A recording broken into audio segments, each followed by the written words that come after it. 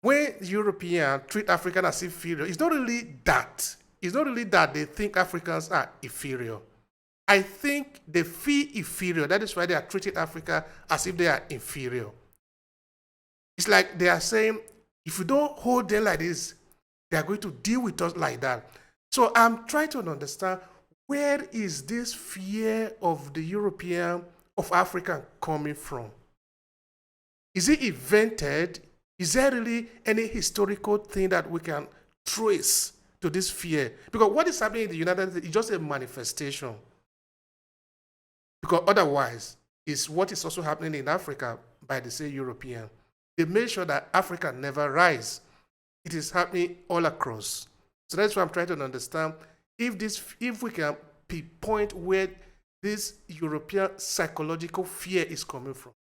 Yeah, so keep in mind, I'm not a psychologist. I have a colleague who that's her lane. And we always joke when I talk to her on her show that she always says, "Oh, Dr. McCray tells us stay in our lanes." So I want to upfront say psychology is not my lane. I'm history. And so I don't know if I can speak to the psychology of fear, but what I can talk about are the historical elements that you brought up. So I have read the claim, as you put it, that Europeans were late. If you look from a world history perspective, a long world history perspective, Europeans were late to the game in terms of civilization, developing civilization as we know it. And I think entered my undergraduate studies of history at a time when there were what some people would term as culture wars over whether Egypt's this mutually agreed upon high civilization was out of Africa or not out of Africa, as one particular author claimed. And I was definitely on Team Africa. Was an African civilization, so it doesn't follow. The logic doesn't follow that you excise it from Africa to try and underline, bolster this idea, this claim that African civilizations were somehow inferior. So, but I focus on a much more modern kind of take on history, a more modern view of history. And if you're talking about the use of violence and coercion to undergird this process of nation state development, that's an important concept. We can't take it off the table, right? And so a lot of times the narrative is, if you're talking about the United States, if you're talking about the British colonies in North America, that it was planning and foresight, strategy, mercantilism, right? So systemic economic superiority, right? That produced these mighty countries, Britain and the United States. But it's also important to remember that it was raw naked violence that also helps to contribute to the development and the sustaining of these nations. So when, the Portuguese and then later the French and the British enter, during this age of navigation in the 15th century, when they're able to start to trade with West Africans, who as far as I know, as far as DNA evidence shows and family lore shows, and we can talk about why the documentation, I don't have the documentation, the written documentation to show that, but as far as family lore and DNA evidence shows, my ancestors are West and Central African. The dominant majority of them are. When Europeans entered West Africa, where my ancestors were residing, they did not initially have the upper hand in terms of military might, in terms of knowledge of how to navigate the areas. And so they had to enter equal trade partnerships with the West Africans that they encountered. Whether they were, the Ashanti Empire or what have you, the Fantis or what have you. And so if the Europeans, once they wanted to gain dominance, they had to first use violence learn how to use it, and then employ it. And so a lot of times we're giving these historical timelines that just seem like magically the Europeans popped up out of nowhere and they just, dominated West Africans. But that's not the case. And if you look at even from the time that the first Portuguese landed to the time that they're able to penetrate deeply, deeper than these coastal forts and castles that they developed, and then colonize West African nations, it's 400 years. 350, 400 years. But a lot of times we get the history like, oh yeah, and it just happened. And so how do you think this happened? Particularly if there were West African regents who said, West African leaders who said, we'll trade with you. Yes, we want, what you have to offer, your rum, your guns. And we'll trade with you as equal trade partners, but you all you stay on the coast. How then would how then would Europeans penetrate deeply and dominate these areas? Violence. And they didn't have it right at first. The Portuguese arrived with these guns called blunderbusses that were not even as accurate as a lot of the West Africans' weaponry. That was more, as we might say, analog.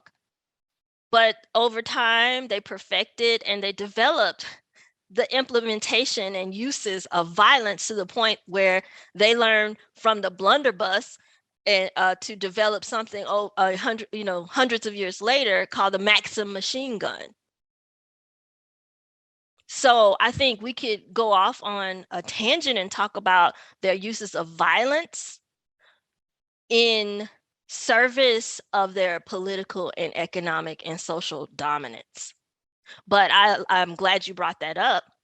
A lot of what they do is not genetic, because like I said, I started out saying that I'm from the school of thought that race is a social construct. So this stuff isn't genetic at all. But if we look at the details of history, it's definitely very violent. All right, thank you so much for that.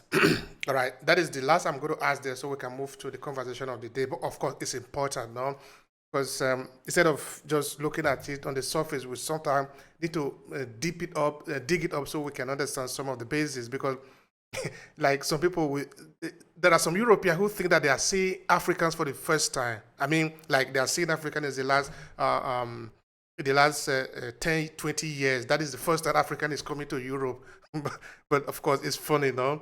Anyway, it's okay. We leave that. Everybody is free to be ignorant as much as you want. That is okay. Black History Bucket List. That is a tagline that I take down from your LinkedIn page.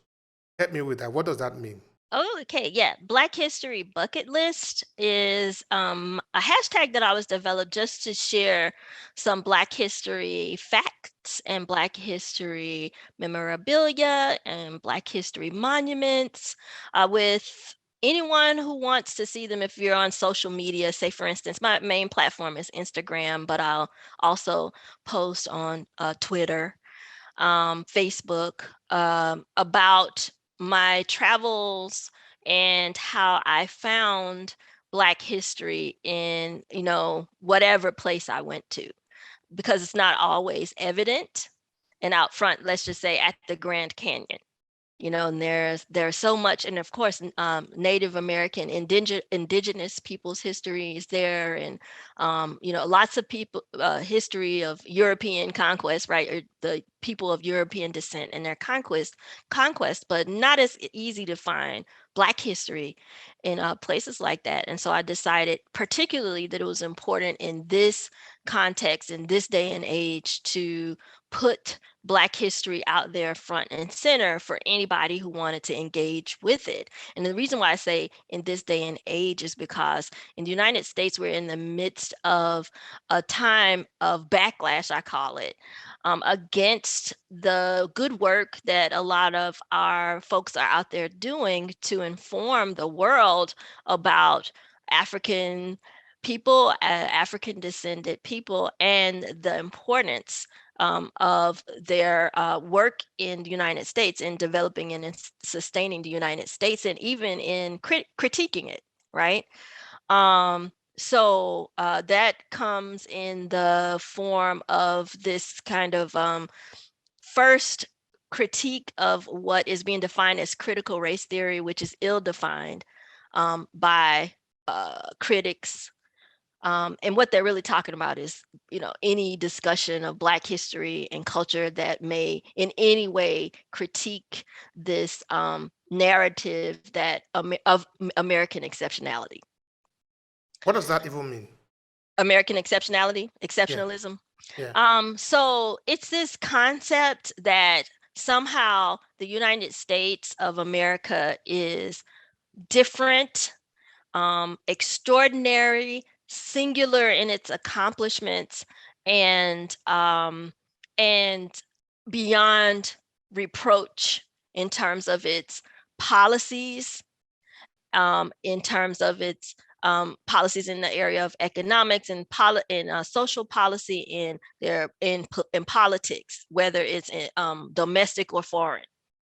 So that's American exceptionalism. America is the greatest ever. America's supremacy. Supremacy, exactly. And in particular, it's an American supremacy that's based on a kind of white supremacist nationalism. So yeah, it's a social media challenge to that.